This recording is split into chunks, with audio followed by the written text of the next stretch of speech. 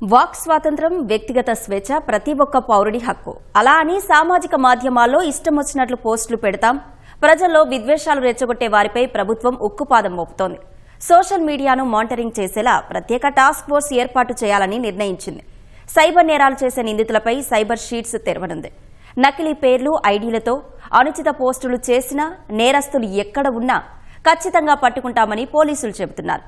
Social media task force పై మా ప్రతినిధి Jayaprakash ground report.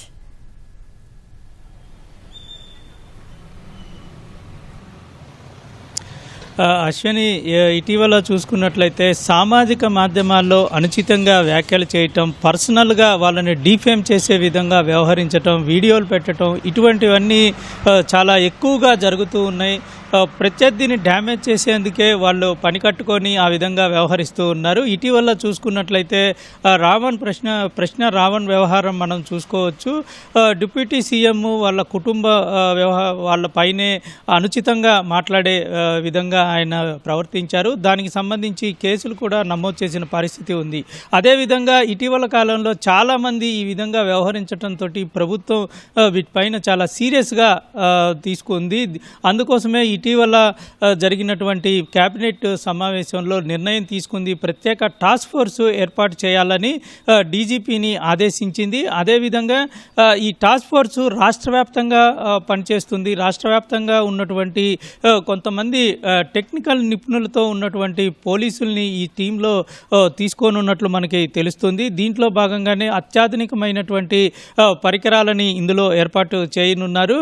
వీటితోటి మానిటరింగ్ సామాజిక మాధ్యమాలని మానిటరింగ్ చేస్తూ ఉంటారు. అంటే కేవలం ఇటు వ్యక్తిగతంగా దూషణలు చేసేవారిని, అదేవిధంగా కొన్ని ప్రత్యేకంగా వ్యవస్థీకృతంగా కొంతమంది దూషణలు చేస్తూ ఉంటారు. ఆ సైట్లని గుర్తించటం, ఆ వ్యక్తులు వాడుతున్నటువంటి ఈ లింకులని, అదేవిధంగా వాళ్ళ ఐడీలని గుర్తించటం, వాటిని ప్రత్యేకంగా మానిటరింగ్ చేయటం జరుగుతుంది. సాధారణంగా అన్ని పార్టీలు సోషల్ మీడియాని ప్రోత్సహిస్తూ ఉంటారు. వాళ్ళకి సంబంధించినటువంటి ప్రచారాలను అందులో ప్రచారం చేసుకుంటూ ఉంటారు. ఎక్కడైతే మితిమీరి ప్రచారం జరుగుతుందో వాటిపైన ఖచ్చితంగా చర్యలు తీసుకునే విధంగా ఈ టాస్క్ ఫోర్సు పనిచేస్తూ ఉంటుంది.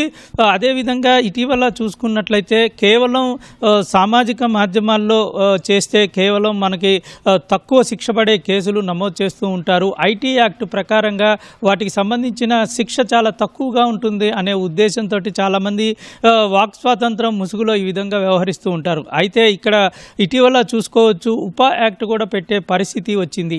ఇందులో కీలకమైనటువంటి విషయం, పోలీసులు కేవలం ఇప్పుడు చేసినటువంటి వ్యాఖ్యలు మాత్రమే కాకుండా వాటన్నిటినీ డీకోడ్ చేసి గతంలో ఏ చర్యలు చేపట్టారు, ఎప్పటి నుంచి వీళ్ళు ఈ విధంగా వ్యవహరిస్తూ ఉన్నారు, అటువంటి లోతైనటువంటి ఇన్వెస్టిగేషన్ ఈ టాస్క్ ఫోర్సు చేయనుంది. దీంట్లో భాగంగా గతంలో ఎటువంటి తప్పులు చేశారు అనేది బయటికి వస్తుంది. దాంట్లో భాగంగానే ఉపా యాక్ట్ కూడా ఇటీవల ఒకళ్ళ పైన పెట్టిన పరిస్థితి ఉంది. అంటే గతంలో చేసినటువంటి వాటి ఫుట్ ప్రింట్స్, ఏమేమి నేరాలు చేశారో ఇవి కూడా బయటకు వచ్చే అవకాశం ఉంది. వాటికి సంబంధించిన కేసులు కూడా నమోదు చేసి పెద్ద పెద్ద కేసులు ఇరుక్కునే పరిస్థితి కూడా ఉంటుంది. కాబట్టి ఎవరు ఈ విధంగా వ్యాఖ్యలు చేయవద్దు అని చెప్తూ ఉన్నారు. ఇప్పటి వరకు చూసుకున్నట్లయితే సామాజిక మాధ్యమాల అభ్యంతరకర పోస్టుల వ్యవహారంలో 2024 జూన్ నుంచి 2026 జూన్ వరకు చూసుకున్నట్లయితే సుమారు 1690 కేసులు నమోదు చేశారు. అందులో 1538 మందికి 41A నోటీసులు ఇవ్వటం కానీ, అదేవిధంగా అరెస్ట్ చేయటం కానీ జరిగిందని చెప్తూ ఉన్నారు. మొత్తం మీద ఈ టాస్క్ ఫోర్స్ మాత్రం లోతైన ఎంక్వైరీ చేసి నిందితుల మీద శిక్ష పడే విధంగా చర్యలు తీసుకోబోతుంది అని చెప్తూ ఉన్నారు. యువత భవిష్యత్తు కోల్పోయే ప్రమాదం కూడా ఉంటుంది వీటిల్లో ఇరుక్కుంటే అని చెప్తూ ఉన్నారు. అశ్విని, కెమెరామెన్ కోటితో జయప్రకాష్, ఈటీవీ న్యూస్, విజయవాడ. ధన్యవాదాలు జయప్రకాష్.